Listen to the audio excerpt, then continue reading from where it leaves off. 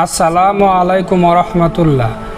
মৃত ব্যক্তির জন্য উচ্চ স্তরে চেঁচামেচি করে কাঁদলে যে শাস্তি হবে, আমরা কেউ সহজে আপনজনের মৃত্যু মেনে নিতে পারি না। আর জন্মালে একদিন মৃত্যুবরণ করতে হবে, এটি চিরসত্য কথা। মহান রাব্বুল আলামিন আল্লাহ তাআলা পবিত্র কোরআনে বলেন, কুল্লু নাফসিন জায়িকাতুল মাউত, অর্থাৎ প্রত্যেক প্রাণীকে মৃত্যুর স্বাদ ভোগ করতে হবে।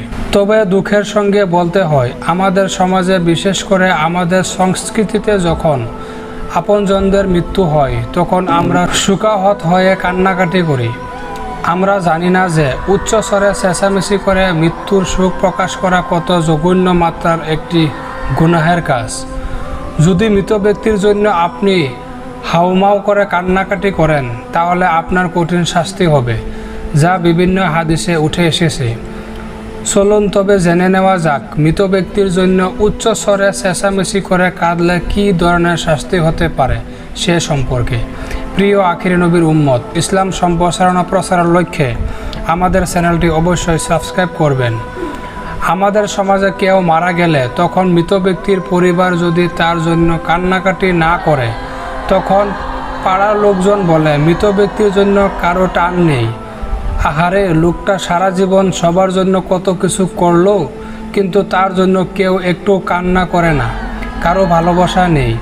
পরিবারের লোকেরা সব আজরায়েলের মতো, কারো মনে দয়া মায়া নেই, এই ধরনের কথা বলে।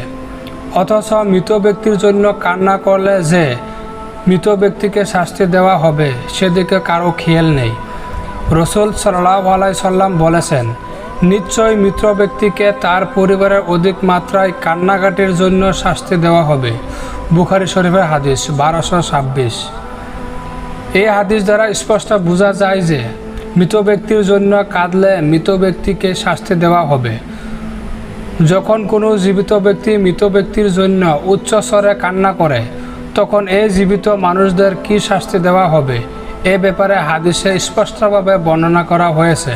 হযরত আবু মালিক আশ'আরী রাদিয়াল্লাহু তাআলা আনহু বলেন, নবী করিম সাল্লাল্লাহু আলাইহি সাল্লাম থেকে বর্ণনা করেছেন, রাসূল সাল্লাল্লাহু আলাইহি সাল্লাম বলেছেন, আমার উম্মতের মধ্যে 4টি জাহেলিয়াতের অভ্যাস রয়েছে যা তারা ত্যাগ করবে না। আর তা হচ্ছে স্বীয় বংশের গৌরব করা, অন্যের বংশকে দোষারোপ করা, তারকার মাধ্যমে বৃষ্টি কামনা করা এবং মৃত ব্যক্তির জন্য উচ্চ স্তরে চেঁচামেচি করে কান্নাকাটি করা। এই হাদিসের শেষ অংশে বলা হয়েছে, মৃত ব্যক্তির জন্য উচ্চ স্বরে ক্রন্দনকারী ব্যক্তি মৃত্যুর পূর্বে তওবা না করলে কিয়ামতের দিন তাকে দুর্গন্ধযুক্ত পায়জামা এবং শরীরের পছন্দ সৃষ্টিকারী পোশাক পরানো হবে। মুসলিম শরীফের হাদিস। এছাড়া নবী করিম সাল্লাল্লাহু আলাইহি সাল্লাম আরও বলেছেন, যারা মৃত ব্যক্তির জন্য শোক প্রকাশ করতে গিয়ে গাল চাপড়ায়, জামার বোতাম ছিঁড়ে ফেলে এবং জাহেলিয়াতের যুগের মতো চিৎকার করে কান্না করে, তারা আমাদের দলভুক্ত নয়। বুখারী শরীফ 1220।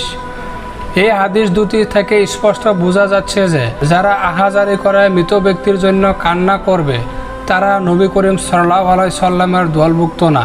মৃত্যুর উপর বিলাপকারিণী যদি মৃত্যুর পূর্বে তওবা না করে, তাহলে তাকে কিয়ামত দিবসে এমন অবস্থায় উত্থাপন করা হবে যে তার উপর আলাকাতাযুক্ত ও মুরিসাযুক্ত পোশাক থাকবে। মুসলিম শরীফ 934। আল্লাহ ও তার রাসূল সাল্লাল্লাহু আলাইহি সাল্লামের অনুসরণ ও অনুকরণের মধ্যে রয়েছে মানুষের জন্য চির সফলতা। অনেকের মনে প্রশ্ন আসতে পারে, আমার আপনজনকে আমি হারিয়েছি, আমার চোখ থেকে অশ্রু গড়িয়ে পড়লে ও অশ্রু আমি কিভাবে থামাবো? পৃথিবী থেকে আপনজনের বিদায় কতটা ব্যথার আমরা সবাই বুঝি। রাসূল সাল্লাল্লাহু আলাইহি সাল্লাম অশ্রু গড়িয়ে পড়া নিয়ে কখনোই বাধা দেননি এবং এর ফলে আপনার কিঞ্চিত পরিমাণও গুনাহ হবে না, কারণ অশ্রু থামানোর ক্ষমতা সব মানুষেরই নেই। অশ্রু তো ঝরে পড়বেই।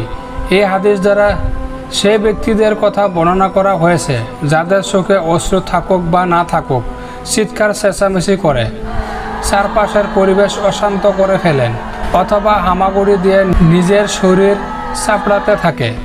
সেই সব ব্যক্তিদের প্রতি অভিশাপ দেওয়া হয়েছে। যারা নীরবে নিবৃত্তে মৃত ব্যক্তির জন্য চোখের অশ্রু ঝরায়, তাদের ব্যাপারে কোরআন এবং সুন্নাহয় কোনো গুনাহের কথা বলা নেই, তবে চেষ্টা করতে হবে ধৈর্য ধারণ করার জন্য। নিঃসন্দেহে আল্লাহ ধৈর্যশীলদের সঙ্গে আছেন। আল্লাহ তাআলা আমাদের সবাইকে বুঝার তৌফিক দান করুক।